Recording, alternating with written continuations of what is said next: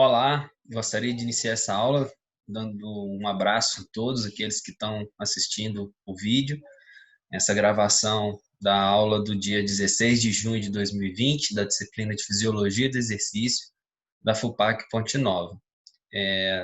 Nesta aula, nós vamos abordar sobre a terceira parte do conteúdo Metabolismo e Exercício, que nós estamos vendo, nessa terceira etapa. É o segundo conteúdo que nós estamos estudando. Nós iniciamos vendo sobre o sistema endócrino e o exercício físico, agora o metabolismo, e na semana que vem vamos falar sobre a fadiga central e periférica e o exercício. Especificamente no conteúdo desta aula, nós vamos falar sobre o limiar anaeróbio. Esse termo pode ser que não seja estranho, né, para muitos, né? A gente começou falando da disciplina sobre a bioenergética, na verdade fizemos uma revisão desta tópico que na faculdade nós vemos na disciplina de bioquímica. Então, assim, o limiar anaeróbio. Então, é quando, né, um momento que há uma troca, né, na preponderância da forma com que o organismo produz energia, né, durante a atividade física. Isso está relacionado com o quê? Quais são os principais fatores que estão relacionados com o limiar anaeróbio? A intensidade do exercício com base, né, no VO2 e também na frequência cardíaca máxima, o percentual. Então, comumente a gente vê lá quantos por cento da frequência cardíaca que vai acontecer o limiar. Então, é uma forma que os professores, os treinadores têm. Então, geralmente ela fica em torno ali de 70, 75, 80% da intensidade máxima, seja do VO2 ou da frequência cardíaca máxima. É um momento, né, de transição que vai acontecer, porque a partir daí não, o sistema aeróbio passa a não conseguir produzir toda a necessidade energética por causa da intensidade do exercício. Então a gente percebe que quanto mais intenso é o exercício, maior tem que ser a produção, mais rápida tem que ser a captação de energia, de ATP. E aí a gente percebe que as vias anaeróbias são vias mais rápidas para a produção de ATP. Então a gente tem aí, né, se for um exercício contínuo de alta intensidade, o organismo vai passar a usar principalmente o sistema glicolítico, né, ou anaeróbio lático, que vai passar aí a gerar o ATP, 2 ATPs por cada reação ou 3, dependendo do início, né, do metabolismo. Se for por glicose, vai ter um produto de 2 ATPs, se for pelo glicogênio, 3 ATPs, principalmente, mas ele produz alguns metabólitos, né, que deixam o sangue mais ácido, como o ácido lático, né, alguns íons de hidrogênio por causa da acidez, e isso pode causar dificuldade, pode levar à fadiga, né, periférica e central. Então, assim, durante o treinamento, o ideal é que as pessoas, que o atleta, que a pessoa fisicamente ativa, tenha, né, o seu limiar anaeróbio mais alto. Então, isso está condicionado ao bom condicionamento físico. Quanto mais alto for o limiar, mais ele vai conseguir permanecer na intensidade, com mais tempo ele vai permanecer em atividades físicas de alta intensidade.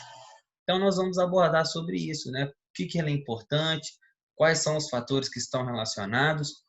E na aula de hoje, mas na live, eu vou trazer novamente para vocês um teste que eu mesmo fiz para mostrar exatamente o ponto do limiar anaeróbio que eu fiz com base no teste do Leger. Eu fiz o teste e eu fui mapeando, né, a variação da minha frequência cardíaca, e aí eu tenho lá registrado qual que seria esse ponto, ou seja, a partir de qual momento do teste, o Leger é um teste progressivo, né, de avaliação do VO2, a partir de qual momento o meu organismo passou a usar preponderantemente a, a via anaeróbica. Logicamente, né, que isso de uma forma indireta tem o seu erro, então assim, não dá para a gente afirmar, mas é só mesmo para poder exemplificar.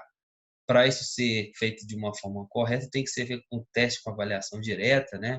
Ou avaliar o VO2 por ergoespirometria, que a gente avalia aí a quantidade de troca gasosa, o valor do quociente respiratório, enfim. Então, é mesmo aqui só para exemplificar, mas a gente sabe, tem noção da limitação do método de fazer essa forma indireta, tá bom? Então vamos compartilhar a aula para a gente poder ver juntos, né? Então aqui está a parte 3, né, da nossa aula. Só para constatar aqui, a gente vai terminar essa parte 3 na live. Hoje aqui a gente vai até seguir uma determinada parte, né? Até quando a gente fala aí sobre a variação da intensidade do exercício. E na parte da live a gente começa já a falar um pouquinho, né, da relação do uso do carboidrato e do lipídio para a produção de energia, tá? Isso é um assunto bem interessante que a gente necessita saber. Então vamos começar. Então aí a gente fala assim, né, das vias aeróbias e anaeróbias. Então assim, resumindo, quais são os tipos de reações, né, que são caracterizadas aí com a produção aeróbia? A gente tem as reações, né, do carboidrato, né, carboidrato como fonte energética, e a gente tem a reação da beta-oxidação, a reação, né, do ácido graxo para a produção de energia. E do sistema anaeróbio, a gente tem o anaeróbio lático, que é a reação através do carboidrato também, da glicose, do glicogênio, e a gente tem o anaeróbio alático, que é o sistema fosfagênico, é o ATP-CP, né? ATP e fosfato creatina, aquele que libera energia no início de atividades muito curtas, até 30 segundos, né? Com altíssima intensidade. Então a gente tem aqui, ó, esse gráfico, ele é muito característico do limiar de lactato. Percebam que aqui tem um ponto, né? Tem um ponto aqui que é o percentual do VO2. Então, próximo a 50% do VO2, né? Máximo, a gente tem aqui o limiar dessa pessoa aqui. E aqui a gente tem concentração sanguínea de lactato. Então, vamos imaginar aqui, né? Começou, aqui está o repouso. Durante o repouso, a concentração de lactato é mínima. E aí começou a atividade, foi havendo um aumento progressivo, um aumento do consumo do lactato e a atividade foi se desenvolvendo. Quando a intensidade correspondeu a aproximadamente 50% do VO2, num teste feito do lactato, que é um teste feito por um furinho na ponta do dedo, você coloca uma fita, assim como faz a avaliação aí da glicemia, a partir do 50%, né, do VO2, olha a concentração como aumentou, e ela aumentou acentuadamente. Olha aqui com 75%, como já houve um aumento considerável, e quando a atividade chegou a 100%, olha onde estava o nível da concentração de lactato no sangue. Então, essa é uma forma da gente avaliar. Professor, a gente poderia fazer isso na aula prática? Sim, a gente poderia, se a faculdade tivesse o lactímetro, que é o aparelho que avalia o lactato. Eu tenho contato com pessoas que têm, era ter uma ideia de poder levar, né, para poder verificar aí, avaliar o limiar de lactato de cada um de vocês, né, nos testes, nas aulas, mas eu não consegui. Então, dificilmente, mesmo nas aulas práticas, a gente conseguiria fazer essa parte. É algo até que eu quero investir, quero comprar para a gente poder usar isso nas nossas aulas. Então, em exercícios progressivos, existe um momento no qual os níveis de lactato começam a aumentar de forma exponencial, né? Então, assim, em não treinados, o lactato, né, vai ser em termos de 50%, 60% do VO2 máximo, em pessoas treinadas em 65%, 80%. Aquilo que eu falei na introdução da aula. Quanto mais treinado for a pessoa, mais alto vai ser o limiar. Mais alto no sentido de mais próximo do percentual do VO2 máximo. Este é o ponto. Este ponto é aquele no qual aumenta-se a dependência do metabolismo anaeróbio. A partir daqui, então, né, na carga aqui de 50% do VO2 desta pessoa, que pela classificação ali é uma pessoa não treinada, ela vai usar mais dos sistemas anaeróbio do que o sistema aeróbio para a produção de energia. Então, a gente percebe a relação da influência, da importância, da intensidade do exercício. Quando o nosso organismo usa do sistema anaeróbio, a gente viu, né, na aula de ontem que o débito do oxigênio é maior. E aí faz com que o que aumenta? O efeito, né, o consumo excessivo de oxigênio pós o exercício. O EPOC também vai ser maior. Então, existem muitas controvérsias a respeito do acúmulo de lactato. Isso a gente já falou bastante. E pesquisadores sugerem que possam existir diversos mecanismos que ajudam a explicar esse aumento. Então, quais são os fatores que ajudam a explicar o aumento do lactato? Então, assim, oxigênio muscular baixo. Então, a gente percebe que as pessoas não treinadas têm dificuldade de captar o oxigênio para produzir energia. Elas têm baixo VO2. A glicólise acelerada. Então, a pessoa tem o processo de quebra de glicose muito acelerada, podendo causar aí por disfunções, né, por hiperglicemia, vamos dizer assim. Recrutamento de fibras de contração rápida.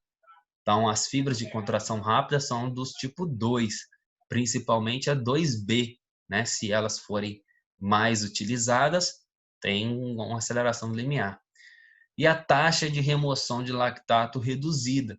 Por algum fator, o sangue, né, tem dificuldade de dissipar o lactato e aí ele atinge o limiar de lactato mais alto. Esse último fator aqui está relacionado principalmente à recuperação. Por isso que é importante recuperar um atleta, uma pessoa, antes de fazer um próximo exercício, porque se isso não for feito de forma adequada, a taxa de remoção de lactato ela vai ser reduzida e isso vai influenciar, né, no baixo valor aí do limiar anaeróbio. A gente tem aqui, ó, exercício progressivo, limiar, aplicações práticas do limiar lactato. Predição de desempenho esportivo. Então, você, no início da temporada, né, ou no início de um planejamento de exercício, você está trabalhando com alguém aí que quer ter esportes que demandam maior agilidade, né, que demandam mais tempo de atividade em alta intensidade, por exemplo, competidores de corrida, de rua, jogadores de futebol, que é um esporte intermitente, ciclistas. Então, assim, você é um parâmetro, né? Então, a gente percebe o quê? Qual a capacidade física que a gente avalia com o lactato? A resistência anaeróbia, né?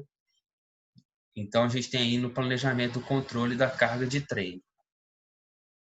A gente tem aqui algumas situações, né? Fatores relacionados ao limiar do lactato, foi aqueles que a gente viu, né? O oxigênio tecidual baixo, baixo VO2, dependência da glicólise, ou seja, a pessoa que com baixo condicionamento vai usar apenas a fonte rápida de energia, porque não consegue usar a fonte contínua demorada, a fonte aeróbica, ativação das fibras de contração rápida e a remoção do lactato reduzida. Então, a gente tem duas situações aqui. Lactato sanguíneo de pessoas destreinadas. Então, aqui tem o percentual de VO2. Então, sempre, antes de interpretar uma figura, tenha calma.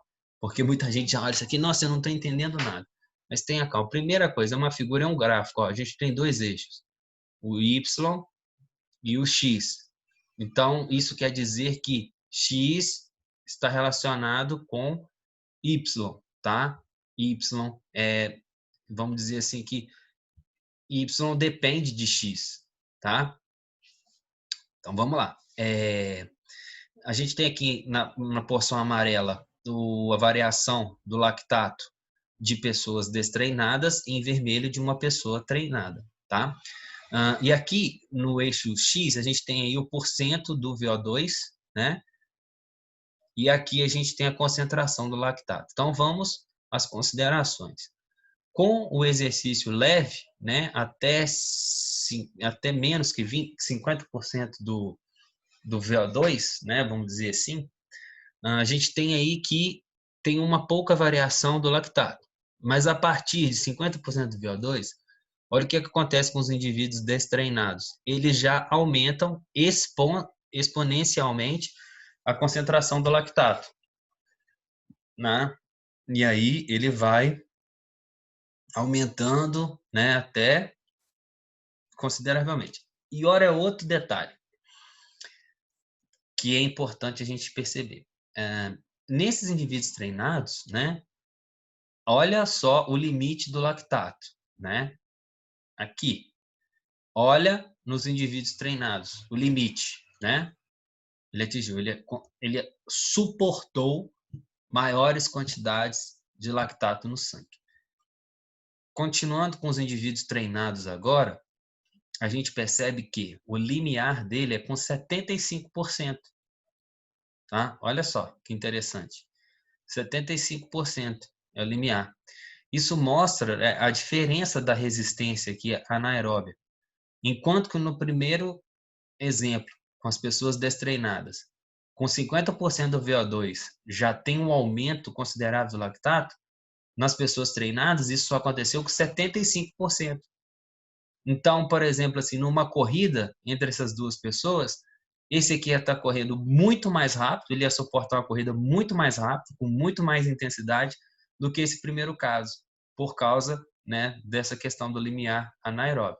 E aí, um outro aspecto importante que eu mencionei é que em indivíduos treinados, quando está lá 100% do VO2, a quantidade de lactato no sangue suportada é maior do que as dos indivíduos não treinados. Então, só para deixar bem claro aí a importância, né, de ter essa mensuração, essa avaliação do controle limiar.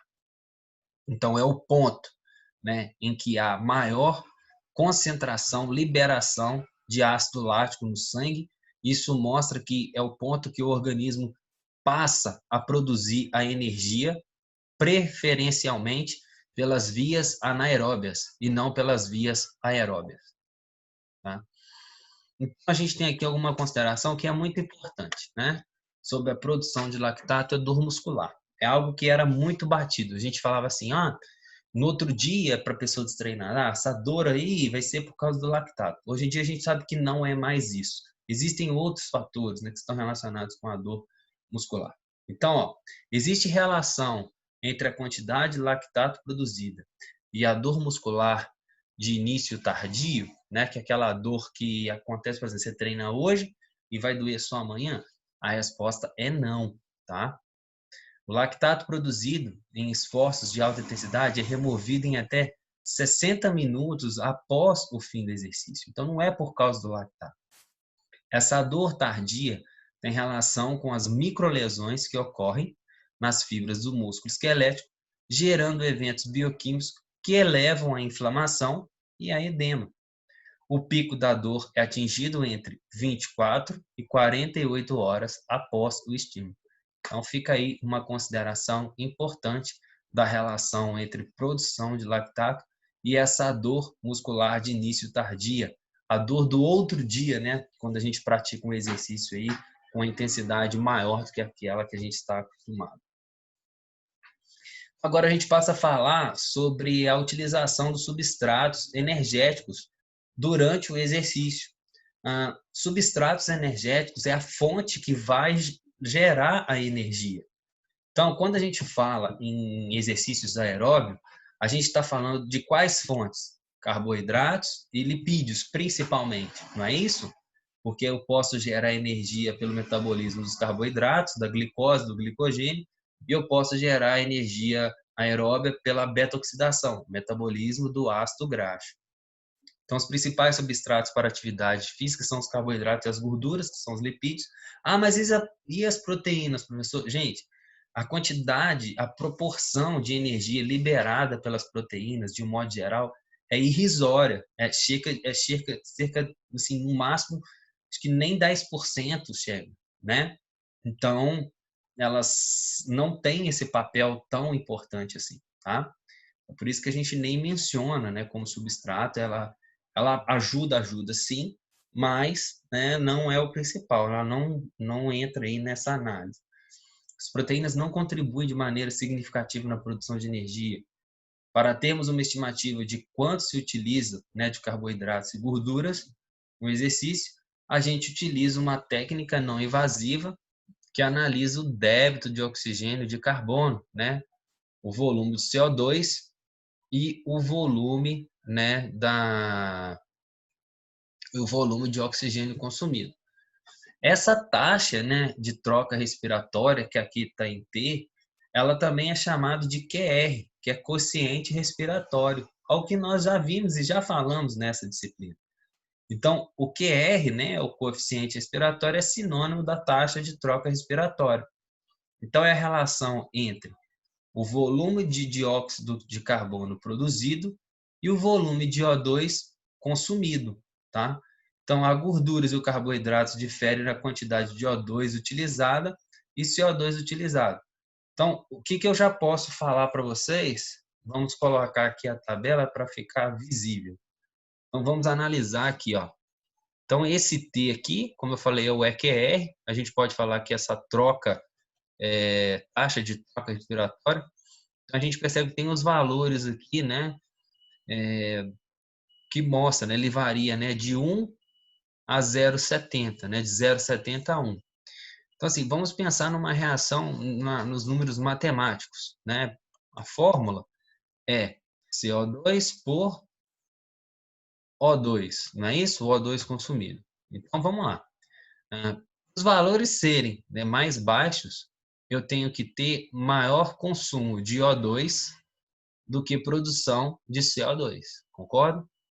Né? Porque o denominador tem que ser maior que o numerador.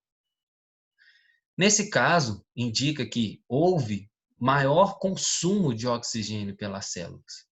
E quando há maior consumo de oxigênio pelas células, né, que o T, né, é baixo, vamos dizer assim, é 0,7, eu indico que houve 100% de uso das gorduras. Tá? À medida que essa relação aqui vai aumentando e ela chega a 0,85, eu tenho aproximadamente que 50% da atividade utilizou, né, gorduras e carboidratos como substrato energético. À medida que passa de 0,85, vai ficando mais próximo de 1, matematicamente, o que eu posso sugerir? Eu posso sugerir que o tanto de CO2 que foi produzido é parecido com o tanto de O2 que foi consumido, tá? Quanto mais perto de 1, né, ou seja, se o tanto de CO2 que eu estou liberando, ele é o tanto de O2 que eu estou consumindo, isso quer dizer que houve 100% de consumo de carboidrato nesta atividade, tá bom? Então, fica pensando assim, e valores maiores que 1, eles mostram o quê? Que houve maior consumo de proteína? Não, essa relação não existe. Então, essa taxa de troca respiratória ou coeficiente respiratório, eles só indicam a variação do consumo de CO2, de CHO, né, de carboidrato, e gordura, com base na relação entre o volume de CO2 produzido e o volume de O2 consumido. Então, fica aí a mensagem. Quanto maior o volume de oxigênio consumido em relação ao volume de CO2 produzido, eu tenho maior uso de gordura. Quando o volume de CO2 produzido ele é igual ao volume de O2 consumido, né, que eu tenho esse valor de T igual a 1, quer dizer que eu usei 100% de carboidrato. Prestem atenção nessas relações. E fatores que controlam a seleção de substratos ainda, as proteínas. Tem uma, como nós falamos, pouco significativo, é aquilo que eu disse. Ó. Exercício com duração inferior a 1 hora. A proteína fornece praticamente 2% de energia. Exercícios prolongados aí de 3 a 5 horas. Olha o que eu falei, próximo de 10, né? De 5 a 15, né? Diversos fatores podem influenciar qual substrato será prioritário como fonte de produção de energia, né? Quais são esses fatores? A intensidade, né? Quanto maior a intensidade, mais eu vou usar momentaneamente, estou falando durante a atividade, mais eu vou usar a via mais rápida. Então, eu vou dar prioridade ao carboidrato, quanto maior a intensidade. Quanto maior a duração, eu posso tendo uma variação, né? Com o passar da duração, o que vai acontecer? O carboidrato ele vai se esgotar, aí eu vou começar a usar a gordura, e só que vai depender disso aqui, ó, das minhas reservas energéticas. Então, se eu tenho reserva energética, grande quantidade de glicogênio, grande quantidade de glicose no sangue, de carboidrato disponível, eu vou dar preferência pelos carboidratos. Agora, se eu não tenho essas reservas e se meu organismo está condicionado a usar o ácido graxo, aí eu uso o ácido graxo. Então, agora a gente vai verificar essas variações, né? A gente vai começar a falar disso aqui, né? Acho que a gente vai falar aqui na live apenas da intensidade, né? Da relação da intensidade com o uso de carboidrato e de gordura. E durante a nossa live a gente continua falando, né, com relação à duração. A gente tem aqui uma informação que é bem interessante, então, em relação à intensidade. A gente percebe o gráfico aqui, né? Assim, ó, os carboidratos são utilizados majoritariamente em exercícios de alta intensidade, que significa os exercícios com maior de 70%. Esse 70% aqui do VO2 máximo nem sempre é o limiar anaeróbio. Por quê? Depende. Se for uma pessoa destreinada, não condicionada, o limiar pode ser mais baixo, tá? E as gorduras são utilizadas majoritariamente em exercícios de baixa intensidade. Então, agora vocês podem ter aquela constatação, mas professor, né? Então, para eu acelerar o processo de queima de gordura, eu preciso fazer exercício, então, de baixa intensidade. Eu não tenho por que fazer exercício de alta intensidade. Eu não estou entendendo. Bom, perceba no que você acabou de falar, né? Que eu pensei alto aqui. Para acelerar o processo de queima de gordura. Aqui não está mostrando isso. Aqui está mostrando que durante o exercício, quanto maior a intensidade, maior que 70%, você aumenta o uso de carboidrato. Mas isso, meu amigo, durante o exercício. Durante. Isso não quer dizer que isso vai estar relacionado com o aumento ou diminuição da queima de gordura. Vocês têm que pensar o seguinte: durante o exercício intenso, você vai estar prioritariamente consumindo quem? Carboidrato, não é isso? Então, durante o exercício, você vai esgotar com as suas reservas de carboidrato. Só o que a gente viu na aula de ontem? Quando acaba o exercício, o débito de oxigênio em exercício intenso, ele continua por mais tempo. E quem é que vai ajudar no fornecimento de energia no pós-exercício? Qual é o substrato? A gordura. Então, não dá para afirmar isso, que com exercícios lentos, eu aumento a queima de gordura. Não dá para afirmar. Você pode aumentar o uso durante, mas depois você não vai usar. E a gente percebe que o efeito EPOC, o tanto que você causa de desarranjo no metabolismo para poder contornar esse débito de oxigênio, ele pode demorar muito mais do que aquele exercício ali. Por isso, o interessante é fazer as duas coisas. É fazer exercícios contínuos com variações da intensidade. É trabalhar de forma combinada. É trabalhar ao mesmo tempo o aeróbio, o exercício contínuo, com as variações anaeróbias de intensidade. Que aí a gente usa, né, otimiza, vamos dizer assim, as duas formas de uso de gordura para quem quer perder o excesso. Então vamos pensar na nossa situação aqui, né, direto. Então, durante o exercício, isso que a gente tem que pensar agora. A intensidade é o seguinte: a gente tem ali no nosso eixo X o percentual do VO2 máximo, e aqui a gente tem a porcentagem de energia de gorduras e dos carboidratos, né? Beleza. Então vamos lá. A gente percebe que até no início, né, até aí a gente tem do início da atividade com 20%, né, vamos pegar aqui do VO2 máximo, eu tenho aí 60% de uso, né, da gordura, e aqui eu tenho 40% de uso de carboidrato. Então, nesse momento aqui, né, pela intensidade ser baixa, eu consigo ter maior captação de oxigênio para produzir energia. Então, aqui eu otimizo o processo de beta-oxidação. né? Tudo bem. À medida que a intensidade vai aumentando e chega aqui próximo a 40%, eu tenho um encontro.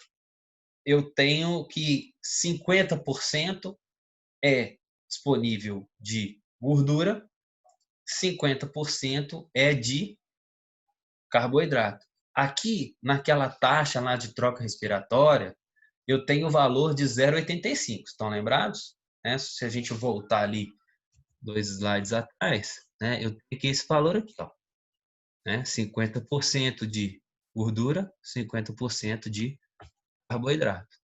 Ok? Então, tá. Continuando. Aí agora a gente tem aqui um aumento. Passamos aqui para 50% do VO2. O que já aconteceu? Né? Eu tenho aqui que a quantidade de consumo de carboidratos já sobressaiu. Já houve uma inversão. Agora eu já tenho 60% de consumo de carboidrato e 40% consumo de gorduras. E à medida que vai aumentando, né, a intensidade do exercício, olha aqui, 80%. Eu verifico que tem, né, 80% da produção de energia através do metabolismo dos carboidratos e apenas 20% de gordura. E quando eu chego aqui, ó, no VO2 100%, né, na intensidade do VO2 100%, eu tenho ali que 100% da minha energia é por meio, né, do metabolismo dos carboidratos. Então, assim, quando o exercício ele está na minha intensidade máxima, no meu volume de consumo de oxigênio máximo, prioritariamente eu vou só usar carboidrato. Isso durante o exercício. Isso durante o exercício. O que é bom e o que é uma explicação completamente plausível, porque a partir desse momento aqui, né, a partir, vamos dizer assim, ó, a partir de 50% aqui, eu estou enxergando aqui uma visão clara do sistema do limiar anaeróbio. Por que eu estou vendo aqui uma diferença clara do sistema anaeróbio? Porque, como eu falei, a gordura não produz energia pela via anaeróbia. Produz? Não. Apenas o carboidrato produz energia na forma anaeróbia, por meio da via glicolítica ou anaeróbio lático, tá? Então é por isso que quanto mais intenso for o exercício, quanto mais perto de 100%, aqui a partir de 50% nesse caso, eu já estou usando apenas a via anaeróbia. Eu não tenho mais a via aeróbia. Por isso que a diminuição, né, do uso da gordura aqui para a produção de energia. Porque a gordura, a beta-oxidação, só gera energia através da via aeróbia. Então, essa foi a relação que eu queria dar ênfase, né, na intensidade. Então, a gente percebe, viu alguns fatores importantes aqui. Só para a gente poder fechar essa parte, para a gente fechar a aula. Então, com relação à intensidade. Quanto maior a intensidade, maior o percentual do uso de carboidrato para a produção de energia. Isso tem que estar claro. Quanto menor a intensidade do exercício, maior o percentual de uso de energia através do metabolismo das gorduras. Aí a gente pode pensar em vários porquês. Por que isso acontece? A gente pode dar várias respostas fisiológicas, né? Aqui não vale aquela questão lá do Castelo Rá-Tim-Bum. Por que sim? Por que sim? Porque sim não é resposta aqui. Por que com intensidade mais baixa eu uso mais gordura do que o carboidrato? Porque eu vou ter maior consumo de O2 dentro da célula. E quando há maior consumo de O2, eu tenho menor valor da taxa de troca respiratória, que indica que próximo de 100% da energia produzida foi a partir do metabolismo do ácido graxo. Ponto. À medida que eu aumento a intensidade do exercício, né, eu chego ali a próximo do limiar, que é do limiar anaeróbio. Isso quer dizer que no limiar, né, no valor do limiar, eu estou usando ali próximo, né, de 50%, né, de gordura, 50% de carboidrato, que estaria aqui, ó, né, nesse caso aqui, perto de 40%. Esse é o valor do limiar. Então, assim, à medida, né, que tem esse aumento aqui, na verdade, aqui é o limiar, porque o limiar é o ponto onde aumenta muito. Então, assim, o valor antes do limiar é que indica 50% ou 50%. O valor pós esse 50%, que é o valor do limiar, que é quando tem um aumento exponencial. Então, aqui é realmente 50%. A partir daqui, gente, olha só como é que teve um aumento considerável do uso do carboidrato. O que quer dizer isso? Quer dizer que a partir daqui foi utilizado o sistema anaeróbio, através de quem? Da via glicolítica, do anaeróbio lático. E aí a gordura já não participa. Tá? Então, essa é a consideração que a gente pode ver e entender bem a questão do substrato. Então, a gente não pode pensar assim. Então, durante o exercício aqui, não vai estar queimando gordura. Durante o exercício, né? Queimar gordura significa, né, fisiologicamente, usar os triglicerídeos, o ácido graxo, como fonte de energia. Que isso fique claro. Então, durante o exercício intenso, eu não estou usando tantos por cento, né, de ácido graxo para a produção de energia. Mas, no efeito EPOC, para conter o débito de oxigênio pós-exercício na recuperação, aí sim, o meu organismo vai usar bastante do ácido graxo. Por quê? Todo o carboidrato que eu tinha, toda a reserva, foi degradada durante a prática de exercício intenso. Então, para recuperar, para o organismo voltar para a homeostasia, aí sim eu vou usar o ácido graxo. Então, essa é a relação substrato e intensidade. Na próxima aula, né, a gente fala a gente mantém aqui, né, só antes de terminar, só queria chamar a atenção o seguinte, ó, à medida que a intensidade aumenta, então há o aumento progressivo na contribuição dos carboidratos, assim como a redução progressiva na contribuição da gordura, a gente viu. Só que isso tem uma explicação também que é muito plausível, uma hormonal e a outra fisiológica. A fisiológica é o seguinte: quanto mais intenso for o exercício, né, eu vou estar prioritariamente usando que tipo de fibra? A de contração rápida, né? A fibra de contração rápida usa mais quem? Usa o sistema de energia anaeróbia. Então, são as fibras do tipo 2, do tipo 2. Lembrando que tem 3 tipos. 2A, que é aquela glicolítica oxidativa, tem a 2B, que é aquela verdadeiramente glicolítica, e tem a 2X, né, que é aquela que está entre a 2A e a 2B.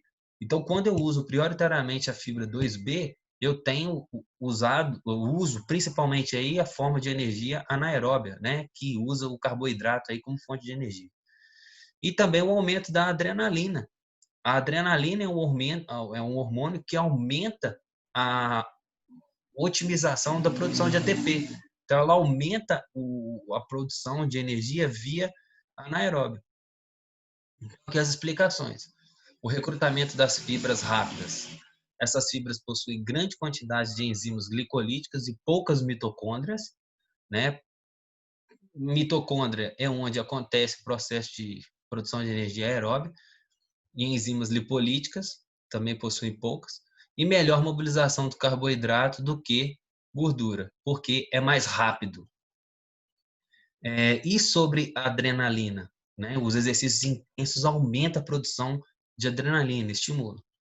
Conforme a intensidade do exercício, aumenta a quantidade de adrenalina circulante.